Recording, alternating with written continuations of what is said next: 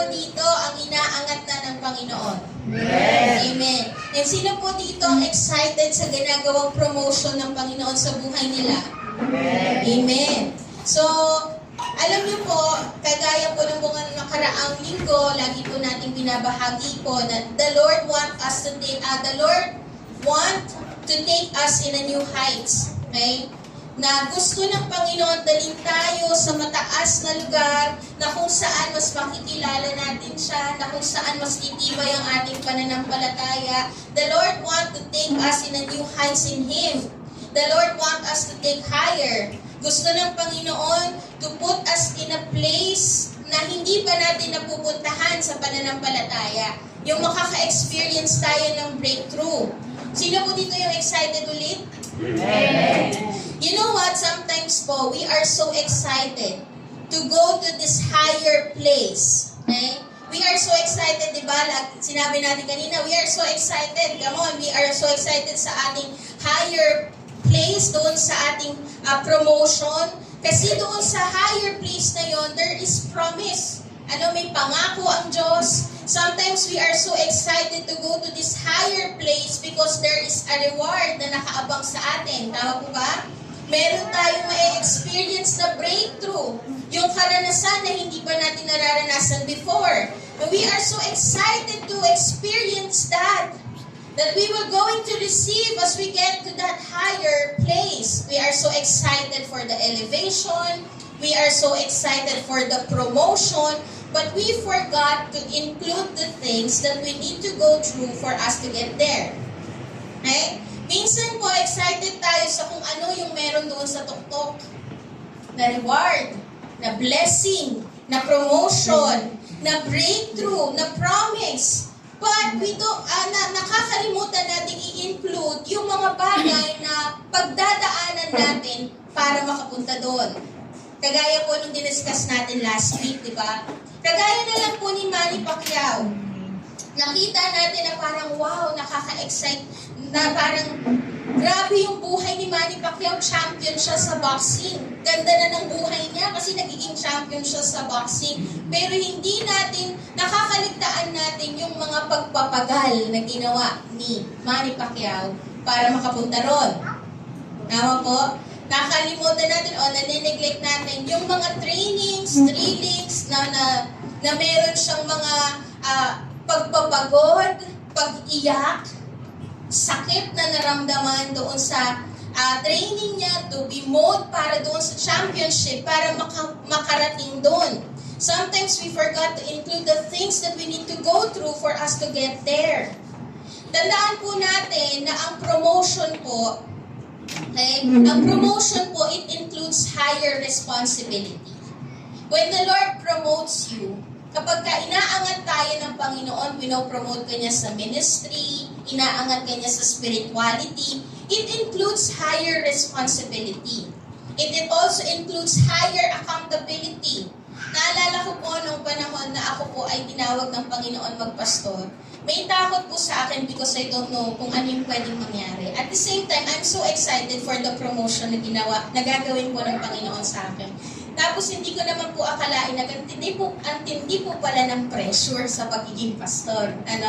Nakikita ko lang po sa tatay ko na hindi madali ang pagpapastor. Pero iba po pala pag ikaw na ang nandun sa posisyon na yun. Or ikaw na yung nandun sa lugar na yun. Na ang tindi pala ng pressure. Alam niyo po, kagaya sa trabaho, di ba? Sino po dito ang nag-work sa corporate world? Sometimes po ninineglect, ayaw natin na mag-promote kasi more work. Tama po ba? More workload. Okay? Kasi ganoon po sa promotion, it includes higher responsibility, higher accountability, higher work. Mas maraming trabaho, mas higher ang pressure. Pero ito po ang maganda sa Panginoon. No? Kalaki po ng promotion, kahit na sabihin natin may responsibility yan, higher yung accountability niyan, higher yung work niyan, higher yung pressure dyan, pero kalaki po ng promotion na ginagawa ng Panginoon is an increased power. Amen po ba? Is an increase of power, increase of provision, increase of authority, increase of anointing, increase of resources, and expansion of territory. Amen? So vice versa po, ganun din. Kapag in-increase ng Diyos yung resources mo, in-increase ng Diyos yung finances mo, in-increase ng Diyos yung anointing sa buhay mo, it is not for your own sake. It is not for your own good alone, but it is for Christ's sake and for His kingdom. Ganoon po yun. Kapag may mga ini-increase si Lord sa'yo, in-increase yung iyong finances, hindi po yan para sa sarili mo lang. Kundi yan po ay gagamitin ng Diyos para maging daluyan for the expansion of God's kingdom. Ganun po yung gusto ng Panginoon whenever we are being promoted. So last week po, di ba, we talk about the upward call. Sino po yun nandito last week? Yung pinag-usapan po natin yung upward call, na sa upward call po, sa pag-angat na gagawin ng Diyos sa atin, there will be difficulty. Tama po ba? There will be difficulty as you go to your higher calling. There will be suffering. Hindi po magiging madali yung higher calling. Hindi magiging madali yung upward call. At hindi po pag nanais ng ating sarili ang mangyayari sa upward call. Hindi po mangyayari na kung ano lang ang nais mo, yun yung dapat mangyari as you go higher, as you go to your higher calling. Merong denying of self. Kailangan mamamatay ka sa sarili mo. Kailangan ang masunod ay si Lord. Okay? So meron pong difficulty as we go upward, as we go higher, as we go uphill. But despite the difficulty, ito po yung tanong. Despite the difficulty, despite of the hardship, despite of the suffering, despite of the denying of self, how can we still be firmly grounded and standing firm as we go to our upward call? Paano tayo magiging matibay na kahit may hirap na pinagdadaanan, mananatili kang matibay at matatag? Ito pong mensahe po natin, maybe narinig niyo na po ito. But the Lord is reminding us kung saan nga ba dapat natin tinatayo ang ating buhay para mas maging matatag at matibay tayo as we go upward, as we go to our upward calling. Sabi po sa Psalm 61, 2-3, "From the ends of the earth I call to you, I call as my heart grows faint. Lead me to the rock that is higher than I, for you have been my refuge, a strong tower against the foe." Sabi po ni David dito, si David po ang sumulat nito, "Lord, lead me to the rock that is higher than I." Iyon yung nais po ni David. And ang background po nitong passage po na to is, he is away from home. Malayo po siya sa kanyang tahanan. Dalawang bagay po yung sinasabi ng mga Bible scholar nung time na sinusulat po niya ito is nung yung panahon po na siya ay tinutugis ni King Saul, na may death threat po sa buhay ni David, tinutugis siya ni King Saul, gusto siyang patayin. And yung isa pa po na nangyari sa buhay niya is yung he is running away from Absalom's rebellion. Na yung anak po niya ay nagrebelde sa kanya at gusto rin po siyang patayin, kaya umalis po siya sa kanyang tahanan. But either way po, he is away from his home. Iyon po yung experience niya. Nakaka-experience siya ng suffering, nai-experience niya yung hardship, and he is away from his home. But even though he is away from his home, he doesn't want to be away from the presence of God. Kahit na malayo po siya sa tahanan niya, pero ang lagi po niyang sinasambit sa kanyang mga panalangin at sa kanyang awitin, "Lord, ayokong malayo sa presensya mo." Iyon pa rin po yung nais niya. Kaya kung babasahin niyo po yung mga tinala po niyang awitin, kasi most of the chapters po sa Psalms, si David po ang sumulat. And ang lagi po natin mababasa sa kanyang mga sinulat na awitin is yung lagi, "Do not let your spirit depart from me."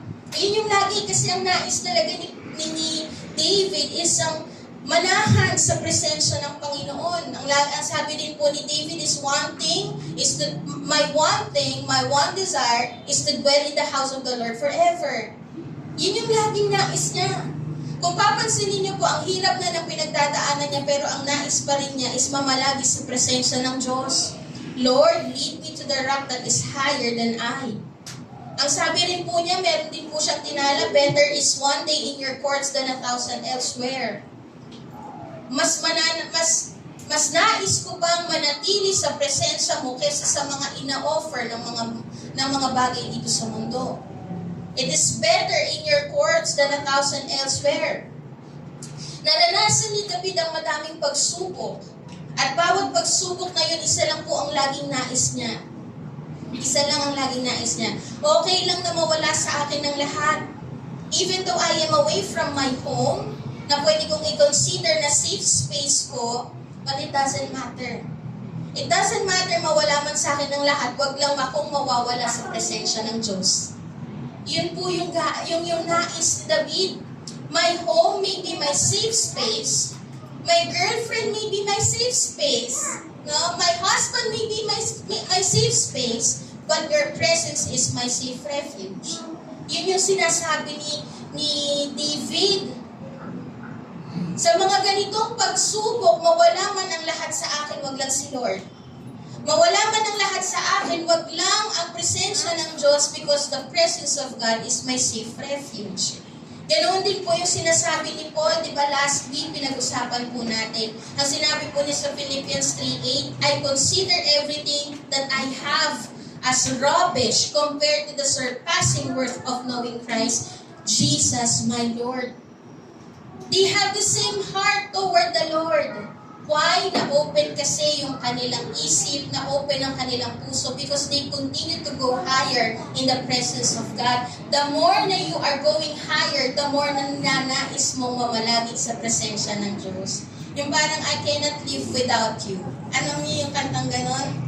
Diba? Lord, the more na nararanasan ko na napakasarap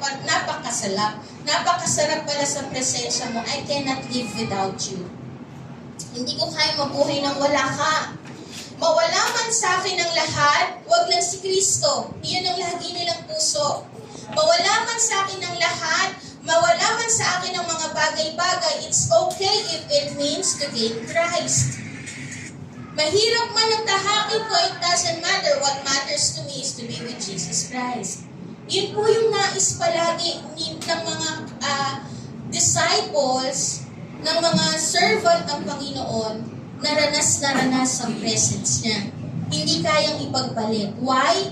Kasi po yung sinasabi dito sa Philippians o sa Psalm 61, yung sinasabi ni David na, Lord, lead me to the rock that is higher than I. Yung rock that will be my safe refuge and my strong tower, yung rock na mag-iingat sa akin, the rock that will be my defender, the rock na magpapatibay sa akin, ay hindi ang mga bagay dito sa mundo, kundi hindi rin ang sarili ko magpapatibay sa akin dahil matapang akong harapin ang mga problema. Hindi yun. Ang magpapatibay sa akin, the rock that will be my defender, the rock that will be my safe refuge, my strong tower, the rock na magpapatibay sa akin ay walang iba kundi si Kristo. Kaya mawala man sa akin ang lahat, wag lang si Kristo. Ayun po yung nais nila. Sabi po sa Proverbs 18:10, the name of the Lord is a strong tower, the righteous man runs into it and is safe. Wala pong ibang safe, wala pong ibang secured place, kundi sa presence ni Lord. Our security is found not in the place, but in the presence of God. Our security is found not on the things of this world, but on Christ alone.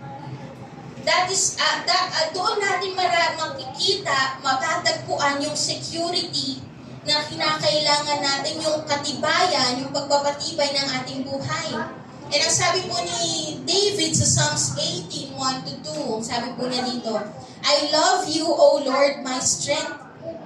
The Lord is my rock and my fortress and my deliverer, my God, my rock in whom I take refuge, my shield and the horn of my salvation, my stronghold.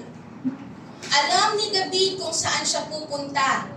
Kasi alam ni David na ang Diyos ang magpapatibay sa kanya, that the Lord will be his defender, ang Lord ang magtatanggol sa kanya. Alam ni David kung saan siya pupunta, and his rock that will strengthen him, his rock that will be his safe refuge is the Lord. Si David po bilang isang soldier, sa mga pagkakataon po na may kinakaharap po siyang laban, dahil mahusay po siyang soldier, okay, isa po sa strategy niya to win the battle is to be on the right place. Kapag mali yung lugar na pinupuntahan nila o kapag mali ang lugar nila, automatic, talo sila ng kalaban. So isa sa strategy ko na tinitignan ko ng mga soldier is to be on the right place. Saan nga ba yung tamang lugar para maging mamanalo tayo? What will be the strategic place? And he knows that being in the rock o being on the rock that is higher than him, yung matataas na bato, alam niya na yung matataas na bato ang kailangan nila para manalo sa laban. That will be his strategic place. Kasi kapag napapalibutan ka o napapalibutan siya ng matataas at matitibay na bato, it will be difficult for the enemy to attack him. Kapag napapalibutan siya ng matataas na bato, mahihirapan, may atake pa rin, pero mahihirapan umatake at manalo ang kalaban. Because the rock or the strong rock will be his defense. The rock is a place of protection in a time of threat. Alam ni David kung saan siya lalapit. Alam ni David kung saan siya pupunta. Alam ni David kung ano yung tamang lugar. And that is to be in the presence of God. The rock is a place. O Jesus is the place of protection in a time of threat. Sabi po sa Psalms 18:30-33, this God, His way is perfect. If you want your life na mapunta doon sa tama, maayos, then you need to be in the presence of God. You need to continue to do His ways. Sabi din po dito, the word of the Lord proves true. He is a shield for all those who take refuge in Him. For who is God but the Lord? And who is a rock except our God? Wala pong ibang matibay na muog kundi ang Diyos. Wala pong iba na magpapatibay sa iyo kundi ang Diyos.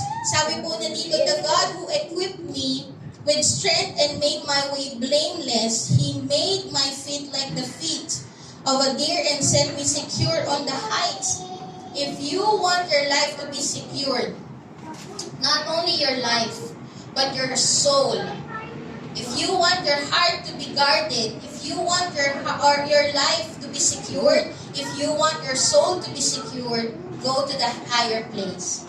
Go to that higher place, and that higher place is our strong rock, Jesus Christ. Amen po ba?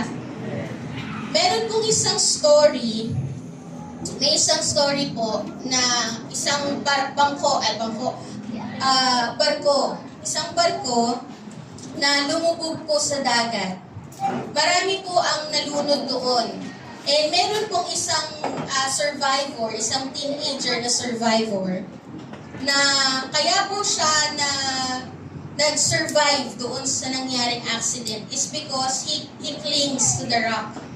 Meron po siyang nakitang bato at talagang kumapit po siya doon sa bato hanggang sa dumating yung rescue. And then after po yung rescue na yon, someone interviewed him. May nag-interview po sa kanya, ang tanong po sa kanya, are you terrified the time na nandun ka? Natatakot ka ba nung time na nandun ka? Ang respond po niya, ang sagot po niya, yes, I was shaking all the time. But the rock wasn't. Sa mga pagkakataon po na tayo ay nagkakaroon ng pagsubok, sometimes maaapektuhan ka. Hindi po pwedeng hindi. Sometimes makakaramdam ka ng pain. Sometimes makakaramdam ka ng burden. Hindi ka exempted sa mga ganong bagay. Pero ito ang pinakasigurado tayo. Manginig ka man sa mga ganong pagsubok, ang matibay na bato na tinatayuan natin, pinanghahawakan natin, which is Jesus Christ, ay hindi matitinag kahit anumang pagsubok na pinagdadaanan natin. Amen po ba? Yes, you will shake. Yes, you will be terrified. Sometimes you will be burdened. Sometimes dadapo yun na mag-worry ka. Pero ito ang sigurado tayo. Meron tayong Diyos na kahit anumang pagsubok, hindi magigiba. Amen po ba? Amen. At ang buhay natin ay dapat nakatayo dito sa strong rock na to that will be our safe refuge, that will protect us, that will give us victory in our lives. Hindi po tayo exempted sa mga attack. Hindi din po ibig sabihin na hindi tayo maapektuhan sa mga attack. Sometimes maybe you will experience na, Lord, pero parang nag-worry ako. Ang tagal ko ng Kristyano, pero bakit parang nag-worry ako sa ganitong sitwasyon? Alam ko namang napagdaanan ko na to, pero bakit nagtatanong pa rin ako saan ako kukuha ng ganito? Paano mangyayari dito? Sometimes may papasok na worry. Hindi tayo robot na hindi masasaktan. Minsan kasi meron tayong parang pag-iisip na pag Kristyano ka, dapat di ka na nasasaktan. Parang robot. Dapat di ka na nasasaktan, dapat di ka na nalulungkot. Dapat hindi nasasagi sa'yo na mag-worry ka. But you know what? Sometimes po masasaktan, sometimes malulungkot, sometimes sasagi na mag-worry ka. Pero sa mga pagkakataon na may atake ang kaaway, ito po ang masasabi natin. Magtatagumpay ka kasi protektado ka. Amen. Amen po ba? Magtatagumpay ka kasi the Lord will protect your heart and your mind. Na kapag nag-worry ka, hindi ka lalamunin yan kasi alam mo pa rin na may kapayapaan sa Diyos na kinakapitan mo. Amen po ba? Posibleng maapektuhan ka pero hindi ka lalamunin ng mga problema kasi kasama mo si Lord at pagtatagumpayin ka niya. Amen po ba? Kagaya na lang po ni Paul. Alam niyo po si Paul, ang tagal-tagal ng Kristyano, ang tagal-tagal ng naglilingkod sa Panginoon. Pero kung papansinin niyo po sa mga sulat po niya sa yung kanyang mga epistles, and kung mapapansin niyo rin po sa sulat po niya kay Timothy, sometimes po nagsasalita siya na parang ang sinasabi po niya is, nasasaktan ako, nababurden ako, my heart is breaking because the people that I trusted leaves me. May mga ganun pa rin po siya. Ang tagal na niyang Kristyano.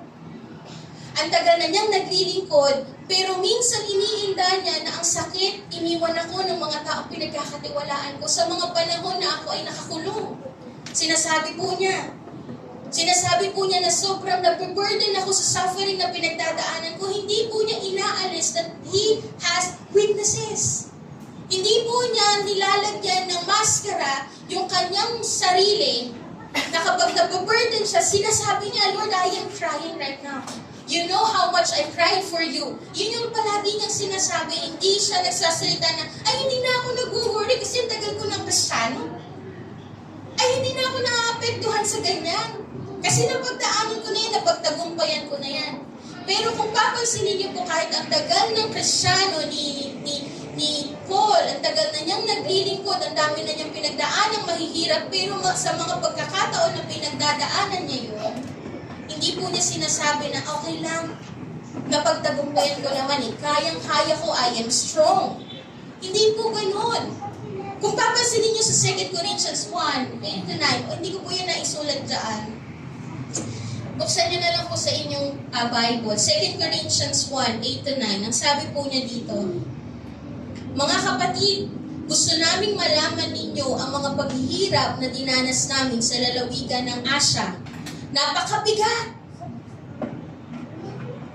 Meron po ba siyang sinabi na hindi magaan na lang yan? 2 Corinthians. Meron po siyang sinabi na napakabigat ng mga dinanas namin. Halos hindi na namin nakayanan. Verse 9, 8 and Ang hirap. Above our capability, hindi po niya sinasabi na hindi kaya ko yan. Sabi po niya, above our capability yung dinadanas namin, halos hindi na namin nakayanan at nawala na kami ng pag-asa mabuhay pa kasi death trip na to eh. Ang akala namin noon ay katapusan na namin, ngunit nangyari ang lahat ng iyon para matuto kami na huwag magtiwala sa aming sarili, kundi sa Diyos na siyang bumubuhay ng mga patay. Sa mga pagkakataon that He is exposing His weaknesses, hindi po niya tinatago yung weakness niya. Hindi po niya tinatago na may burden siya. Hindi po niya tinatago na nasasaktan siya sa mga suffering suffering. Hindi po niya yung tinatago, pero ang lagi po niyang sinasabi, whenever I am weak, then I am strong. Sa mga pagkakataon na ako ay nanghihina, mas nakikita ang kalakasan ng Diyos. He still acknowledges his weakness, pero sa mga pagkakataon that he acknowledges his weakness, he is pointing the people toward the strength of God. Mahina ako, pero may Diyos akong malakas. Nanginginig ako sa ganitong pagkakataon, pero may Diyos ako na matibay.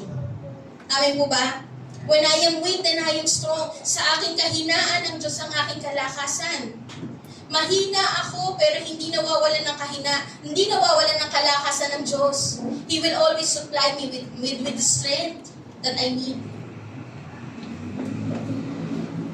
Hindi po exempted ang mga Kristiyano sa mga pagsubok na pinagdadaanan.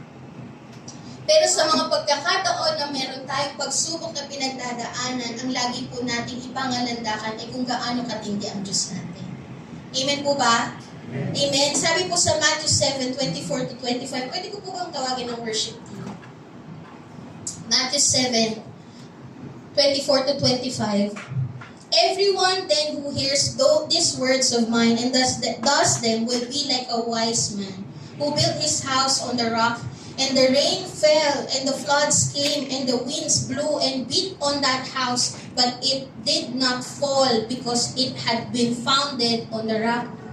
If you will see, na kahit na itong wise man na to ay tinayo ang kanyang bahay sa matibay na muog, matibay na bato, pero hindi po siya exempted na meron pa ring bagyo na dumating. The rain fell, the floods came, and the winds blew and beat on the house. Kabi-kabi lang pagsubok na pinagdadaanan. The wise man who builds his house on the rock is not exempted doon sa storm. If you build your house on the rock, you are not somehow exempted from the trials of life. Kasi meron po tayong wrong perception. Di ba? Nagsasabi sila. Meron po tayong wrong perception. Dito na lang, baby, para kasama kami. Okay? May wrong perception tayo ng Christianity na okay, now that you are Christian, nothing bad is going to happen to you. Na kapag tinanggap natin si Kristo bilang Diyos sa tagapagligtas ng ating buhay, everything will be smooth, everything will be easy sailing, bed of roses life. But as a Christian, you will still get sick. You will still have problems with your job. You will still have financial problem. Sometimes magkakaproblema ka sa marriage. Ang sabi nga po ni Paul, huwag niyong ikahiya ang suffering na pinagdadaanan ko dahil ako ay nakakulong. Alam niyo po, may pagkakataon na dadaan ka sa mga suffering. Pero sa mga pagkakataon na yan, mas makikita mo ang pagkilos ng Diyos.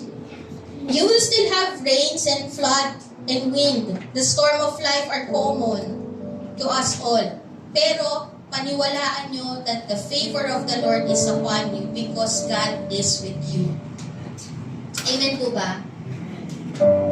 Nasa iyo pa rin ang pabor. Highly favored ka pa rin. Kasi ang mga may pabor na galing sa Diyos ay yung mga tao na kasama ang presensya niya. Iyon po yung mas nagmamatter, yung presence ni Lord. So ano nga ba yung sinasabi dito na building your life on the rock? Ang sabi po sa Matthew 7:24, everyone then who hears these words of mine and does them will be like a wise man who built his house on the rock. Ang sabi po dito ng Panginoon, hindi po ito yung mga tao nakarinig at hindi nakarinig. Ito po ay difference between nakarinig at ginawa over doon sa nakarinig at walang ginawa. Ang sinasabi po ng Panginoon dito, na kung gusto mong itayo ang iyong buhay sa matibay na bato, which is on Jesus Christ. Kapag sinasabi mo that your life, that Jesus is the center of your marriage, Jesus is the center of your life, Jesus is the center of your family, ang mga tao na nagtatayo ng kanilang buhay sa bato ay ang mga tao na nakarinig, na intindihan ng salita ng Diyos, naniwala sa salita ng Diyos, at ginawa ang salita ng Diyos. Yun po kasi yung difference ng wise at foolish. Ang mga foolish, narinig ang salita ng Diyos, paglabas, wala na. Umattend sa church, paglabas, parang walang nagbago kasi hindi sinunod ang salita ng Diyos. Kapag sinabi magpatawad, wala lang, ayaw magpatawad. Kapag sinabi maglingkod, ayaw maglingkod. Kapag sinabi mag-commit, ayaw mag-commit. Pero nandito sa church, yung mga tao po na sinasabi dito, lahat po sila ay nakarinig ng mensahe ng Panginoon doon sa Sermon on the Mount. Ang daming binigay ng Panginoon ng mga mensahe na magbibigay sa kanila ng maayos na buhay. Pero ang sinabi ng Panginoon, kinunclude po niya yung mensahe doon sa mga tao na mas nagiging matibay ang kanilang buhay kung kayo ay nakarinig, naintindihan, naniwala, at sumunod. Yun po yung gusto ng Panginoon, na nagbubunga ng pagsunod ang pananampalataya. Kasi maraming mga tao po dito sa Sermon on the Mount na to, maraming mga tao na nakinig kay Jesus. Sa Matthew 7:28-29, they were just astonished. Sabi po dito, and when Jesus finished his saying, the crowds were astonished at his teaching, for he was teaching them as one who had authority. Hindi po naa-amaze ang Panginoon sa mga nakikinig pero walang ginagawa. Hindi rin po naa-amaze ang Panginoon sa mga nakarinig at namangha. It's not about hearing and being amazed. Hindi po yun yung sinasabi ng Panginoon, nakakamangha naman si Pastora, ang galing mag-speak. Hindi po doon ang basihan ng pagiging matibay. Hindi rin po sinabi na he who hears and feels good. Yung mga feels good na teaching to the ears. Hindi po yun yung sinasabi ng Panginoon kung paano maging matibay ang buhay. Hindi rin po sinabi ng Panginoon, he who hears and believes, naniniwala ako na totoo yung sinasabi ni Pastora. Kasi salita ng Diyos yan eh. Pero pagkatapos, walang ginawa. Pero ang sabi ng Panginoon, he who hears and does. Ang mga nakinig at sumunod. Hearers and doers of the word, those are the people na magiging matibay ang buhay sa kabila ng pagsubok na pinagdadaanan. Kasi ang bunga po ng pagkaunawa, ng pagkamangha, at ng paniniwala ay paggawa. Iyon po yung bunga. Ang gumagawa ng kanyang salita ay ang mga taong itinatayo ang kanilang buhay sa matibay na bato. And I am praying today, lahat ng ating mga napag-usapan, lahat ng narinig natin ilang taon na tayong Kristiyano, 1 year, I know na marami na rin pong binibigay na mensahe ng Panginoon sa atin. And I am praying today as you go out, it's time for you to practice everything that the Lord is teaching you. I am praying today that the Lord will give you the strength to do His revelation, to do His teaching. Gawin natin. Kasi ang mga sumusunod sa salita ng Diyos ay ang mga taong matibay, magiging matibay at matatag sa kabila ng pagsubok. Ang sabi po ng Panginoon, ang sabi po ng salita ng Diyos sa 1 John 2:3-4, we know that we have come to know Him if we obey His commands. The man who says, I know Him, but does not do what He commands is a liar. And the truth is not in him.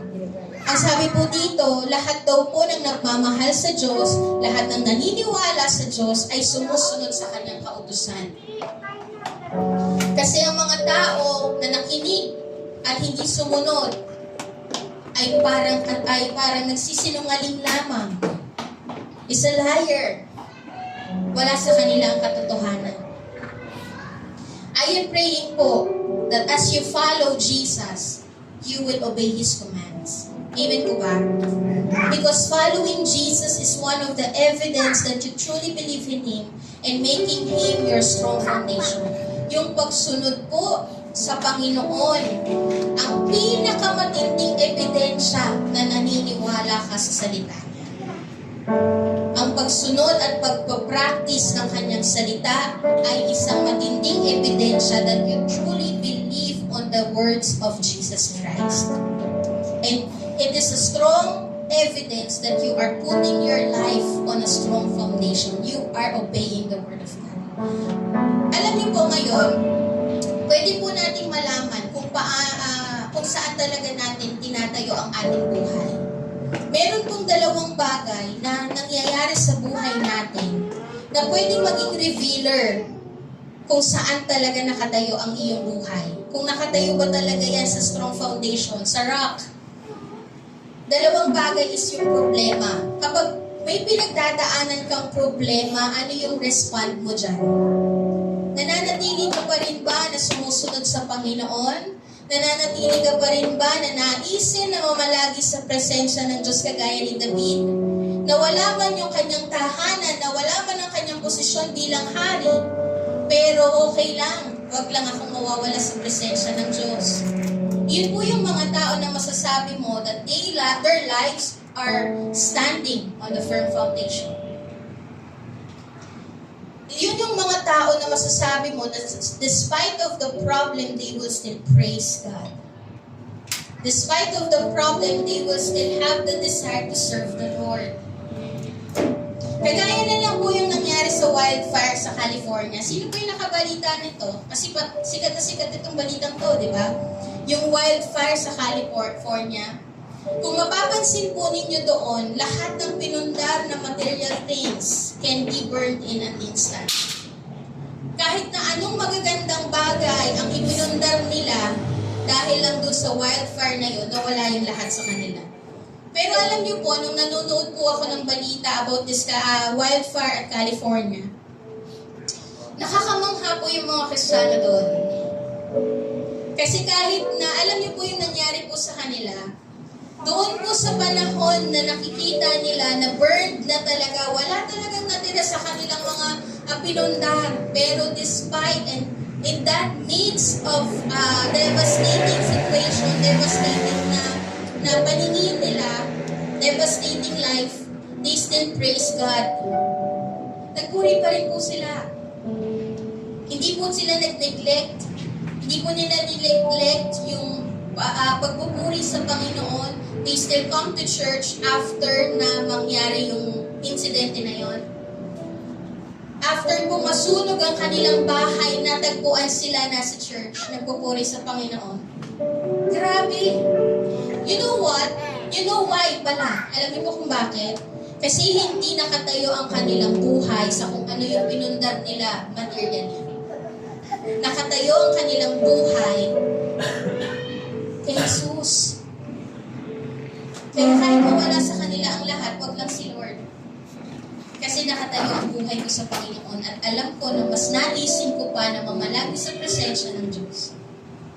Amen po ba? Kasi they know that alam niyo po yung awitin na Blessed Be Your Name? Sinabi po doon sa bridge ng Blessed Be Your Name, you give and take away. Alam niyo po yun? Yeah. You give and take away. You give and take away.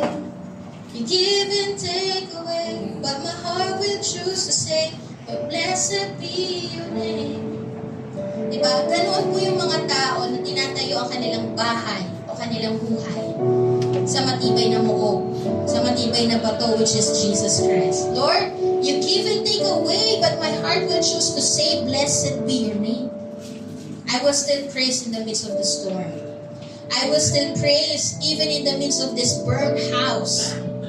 I will still praise kahit yung mga napundar ko na material things ay nawala na lahat. Kasi okay na, wag lang ikaw. Wag lang ikaw ang mawawala. Sabi po sa Proverbs 10:25, when the storm has swept by, the wicked are gone, but the righteous stand firm. Ang mga tao daw po na itinayo ang kanilang bahay, ang kanilang buhay sa Panginoon will stand firm.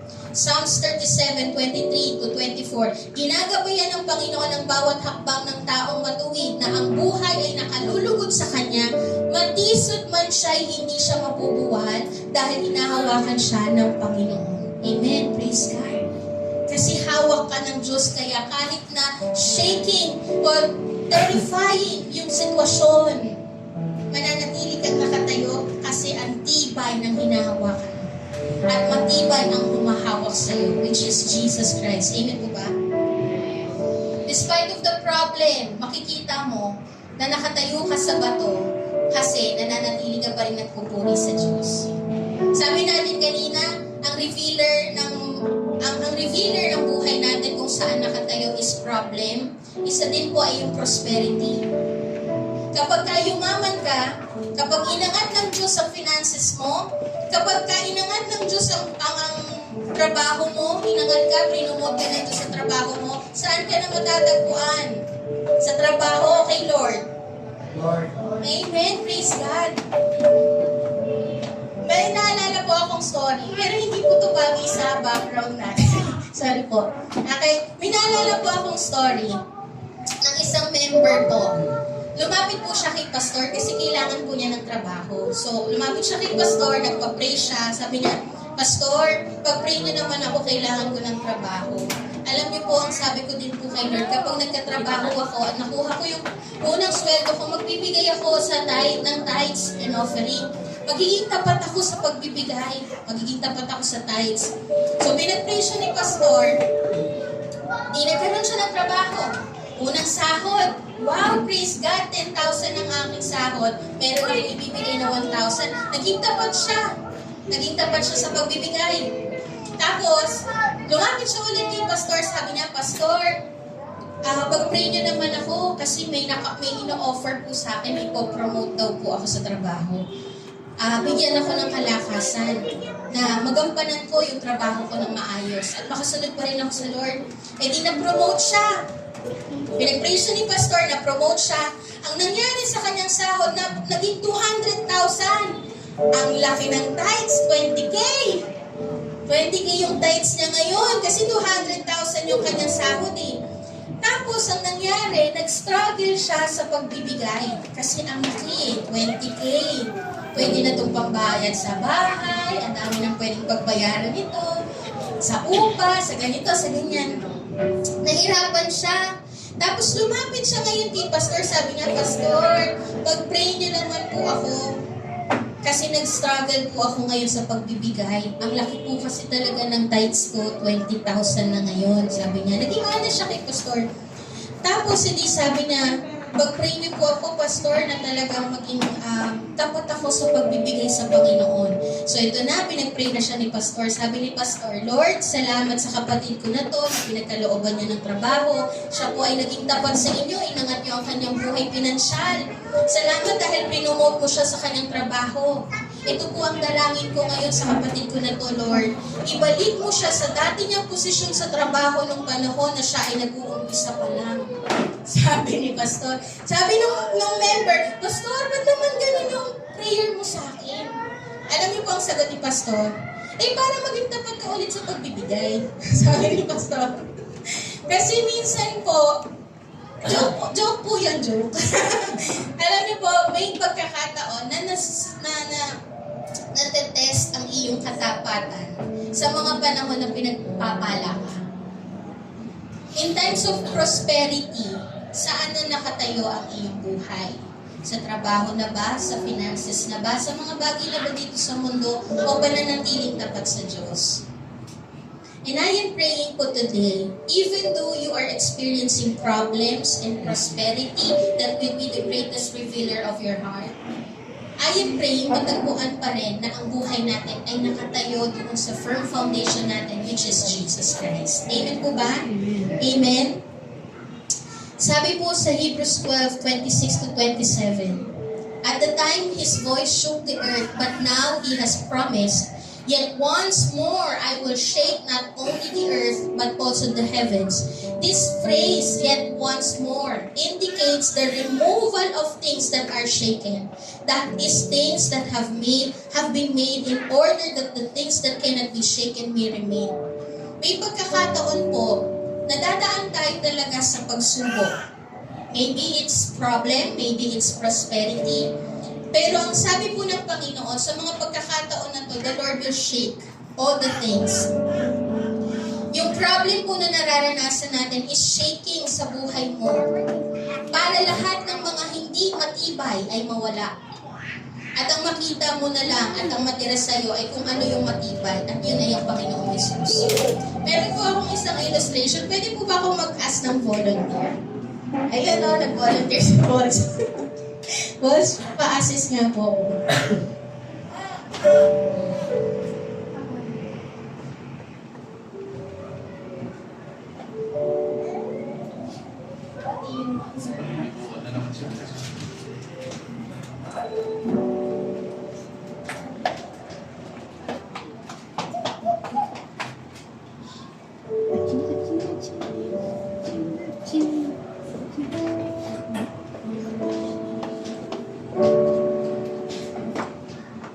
Alam niyo po, parang ganito yung sinasabi po ng Panginoon sa atin.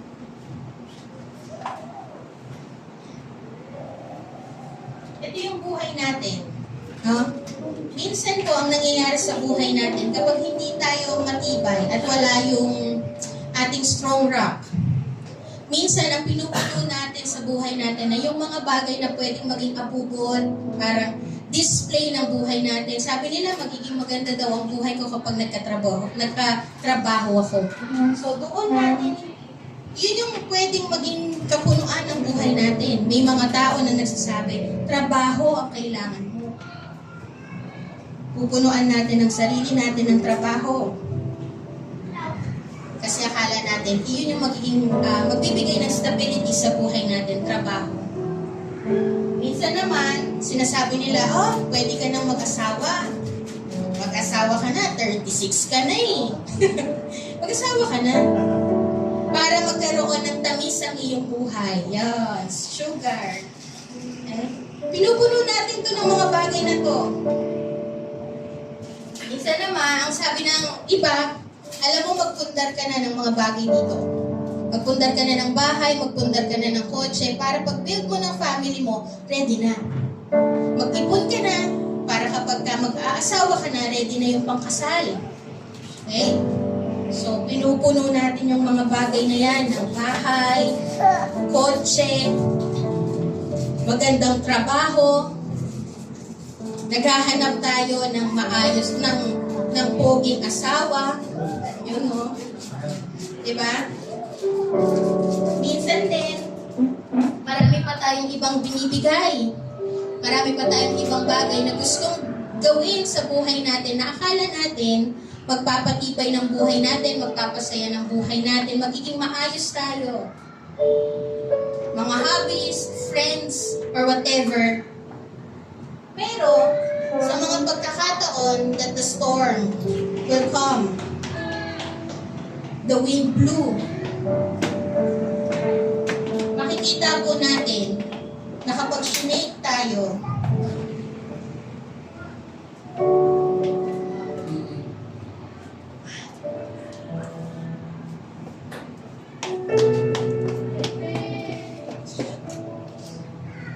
lahat pala ng mga bagay na yun, lahat pala ng mga bagay na yun ay walang silbi. Walang natira sa buhay mo. Kasi nasi-shake pala siya eh. Hindi pala siya yung matibay na muog ng buhay mo.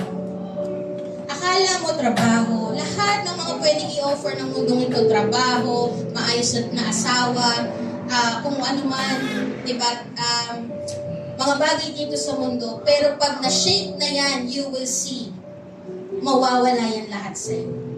Pero, kapag dumating ang point na na-realize mo that the Lord is your strong foundation, magkaroon ka man ng mga bagay na yun,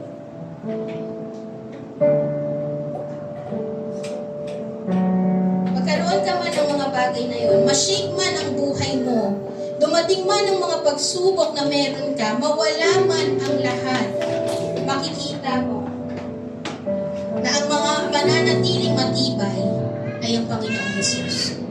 Ang mga mananatiling matibay na panghahawakan mo sa iyong buhay ay walang iba kundi ang Panginoong Jesus. Your strong rock. Amen po ba? Na I am praying po today, yung sinasabi po kanina na ang mga tao na tinatayo ang kanilang buhay sa strong foundation which is Jesus Christ are those people who hear the message and obey the Word of God. Because the Word of God remains forever. Amen po ba? Sana po ganoon yung mangyari sa buhay natin. If you want your life to be firm, to be stable, what you need is Jesus Christ and His Word. Amen po ba? Hebrews 6:19, we have this hope as an anchor for the soul, firm and secure. Your life will be firm, your life will be secured if your life is anchored on Jesus Christ and in His words. Amen. Those people na nakatayo ang bahay sa matibay na muog ay ang mga tao na nakinig at sumunod ng salita. Amen po ba? Sino po dito ang gustong maging matibay ang kanilang buhay? Na sa kabila ng problema, sa kabila ng prosperity, they will still stand firm. Amen. Then obey the Word of God. Stay, remain in Jesus Christ. Amen.